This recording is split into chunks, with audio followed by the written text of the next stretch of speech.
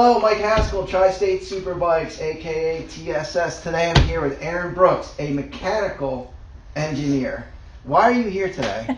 So I came here because Mike asked me to have a quick talk about used engine oil analysis. And my background syncs up very nicely with that, because while I'm a mechanical engineer, I actually spent 3 years with one of the largest oil additive companies. They formulate the additives that go in the engine oils that you use in your cars, motorcycles, everything, you name it. They built it for it, fuels, stuff like that. So as a test engineer, I got to see a lot of the nitty gritty as to how slight effect or changes to the oil affected internal components on engines and transmissions. So I am here to kind of just have a quick chat about why you should do it, when you should do it, how to go about it, just so people have a better understanding of what to actually expect when they do a used oil analysis. And it's going to be a great video to watch, because I bought so many used bikes in the past and God only knows what was done. So, you know, stay tuned. We're going to bring in the TSS R3 race bike. We're going to bring in a coach's bike from Evolve GT, because they do a lot with those bikes on the weekend. So I'm interested to see the oil that Rich Ford's bike we're using, and see how that works out. And we also have a newly purchased bike from one of the TSS members. We're doing a race build for him, so I'm kind of interested to see what that engine is, what's going on in there. So, all right, let's get started. Let's get those bikes warmed up.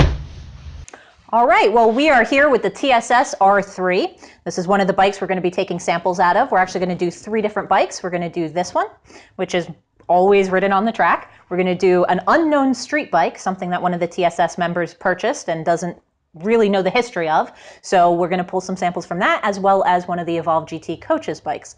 Now, each of these bikes, we are going to be looking at the results, and we're going to be looking for slightly different things from the results.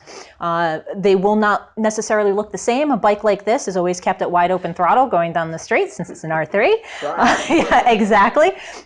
I can attest to the fact that you know, Mike does beat this one up a bit out there, and this bike is going to see a lot more stress and strain on its internals. So because of that, what we're going to be looking at here is, have you done any damage to it from constantly riding it on the track? The unknown road bike, we're going to be taking a look at what kind of shape is it in. Are there any issues that were part of the bike? You know, are we seeing any kind of coolant in the engine? Are we seeing any kind of abnormal wear? What's happening? Did they change the oil frequently? Because if you don't change the oil, you're going to see lots of problems. So we'll take a look at that one. And then the last one is the Evolve GT bike. So the Evolve GT bike, we're actually going to have a look at, because coaches spend a lot more time out on track. They will spend hours on end straight. The bikes get way more hours out there riding, different levels, different types of harshness. So we want to take a look at, do those bikes actually experience a little bit more stress and strain than TrackDay bikes? So those coaches bikes, I just gotta, they must use Motul, because that's like the big brand that I use, and you know, and I claim my fame too. So, but do they use a special oil or additive? Or? Nope. I mean, you're going to find that everybody uses a different oil. There's pros and cons to each. There it really isn't. I don't want to go on saying that there's one brand to pick. So the coach's bike that we are looking at, I do know for a fact, doesn't use Motul. So it does use a different oil brand. So that'll be an interesting thing to look at. So from what I heard from the Evolve bike, it's a Maxima is the oil, and it's not the cheapest oil, it's not the most expensive oil, it's right in the middle, and that coach does regular oil changes. Very frequent. So that one I'm definitely interested in seeing. The project bike we're building for one of the TSS members doesn't know doesn't know the history. So that was my biggest thing to make this video, was so you out buying a bike, you know, hey, I took care of it, blah, blah, blah. I dumped the oil no matter what. That's going to be interesting to see what that bike says. And this bike is just full-blown throttle on the whole time. It's doing what it was not designed to do. Exactly. In my eyes, this engine was not designed to be at max RPMs for 20 minutes at a time. Well, you want to make sure that your engines are well protected. And that is the first line of defense, is your engine oil. So by taking a look at this, you'll have a better idea. Motul, we have an unknown oil, exactly, and we have Maxima. All right. Awesome. Well, what we're going to go ahead and do is we're going to get this bike warmed up. And once that's warmed up, we'll cut back and give you some more of the technical specs as to what we're looking at. All right, so one thing I'd like to note is that it's very important that you warm up the bike and bring it up to operating temperature before you pull your oil sample. And the reason behind that is, as the bike sits, it'll naturally collect some fuel and possibly some water in the oil.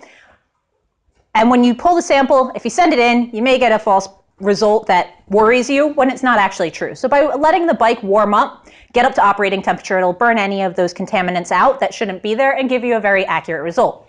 So we actually have Mike out right now on the TSS R3, and he's getting it warmed up for us. So I figured I'd take a moment to talk about some of the more technical aspects of the oil process. And with that, I want to talk about the differences between a motorcycle engine that makes it unique and why oil may not last as long as it does in your automotive application.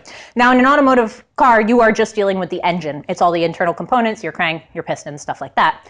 With this, we have the added issue of having a transmission and a clutch. Now, the transmission, those gears put the oil under an extreme amount of shear. And what shear will do is it'll actually break apart your viscosity modifiers. And once the viscosity modifiers are broken apart, there's no way you're getting them back, and it is going to prematurely end the life of that oil. So by checking that, and this is one of the tests that the AMSOIL product does, it will let you know if it is breaking down too soon or if it still looks good. Another thing is elementals. Elementals are from the engine, typically wearing. It could be by blow-by the piston. It could be from other things too, as well as contamination from your cooling system. So all of these things are looked at when they do the oil analysis. And that'll give you a very accurate idea as to whether or not there is an abnormal amount of wear going on anywhere within the engine. And depending on what elemental you see, it may tell you where that wear is coming from. And we'll go into more detail on that when we receive the results to see if we see anything that spikes. And I'll talk about each of them individually and what they may say at that point.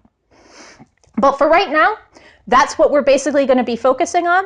We'll get that tested as soon as the bike comes back in, and we'll pick it up from there. All right, well, we are here with the kit that we'll be using for the 3 bikes. This kit is from AMSOIL. It's $27, and it gives you everything that you're going to need to get this oil analysis complete, including a prepaid shipping label, as well as the packaging that you'll need since you are shipping oil. There is a document that is quite important that they will send you that you need to fill out. Now, this is going to have all of the information on the bike that you are testing, as well as the type of engine oil, if known, that you will be testing as well. And this gives them a nice baseline to measure against so that you're able to see how your bike compares to similar bikes that they've also tested the oil on. Last is your container. Your container will have a fill line. You want to make sure that you get the whole thing taken care of, filled up to the top. If you don't quite have enough oil, you can still send it in. They just may not be able to do all of the testing that they normally do. So we're going to go ahead and we'll get this pulled from the R3. All right, well, we are going to go ahead and pull the sample out of the TSS R3 now. I'm going to be helped by my lovely assistant here, John England. John will be pulling the sample out of the bike for me. And one thing that I'd like to note as we go ahead and pull the sample is make sure once you've undone your drain bolt that you let the oil drain for a few seconds before you place the canister underneath. And what this stops is any kind of dirt that may have accumulated around your drain bolt will often cause the reading to come out as slightly high in certain levels because it'll think you have dirt in the engine. So you want to make sure that that just kind of flushes it slightly so that your sample's nice and clear. So John will go ahead and get this bolt removed for us and we'll get the sample done. So now remember, just make sure that the oil isn't piping hot, as in you rode it right back in after a really long ride and opened it up because it will burn your hand. So make sure that the bike has cooled down a little bit while you do that. You still want it warm enough, but you don't actually want it to be at full temp. All right, now that we have our oil sample and we filled out our paperwork with all the necessary information on the bike, the oil that we were using, how many miles are on the bike, we're going to go ahead and package that up and ship it off. And we'll see all of you in a few weeks once we get the results from our TSS R3, the unknown R6, and the Coach's Gsxr.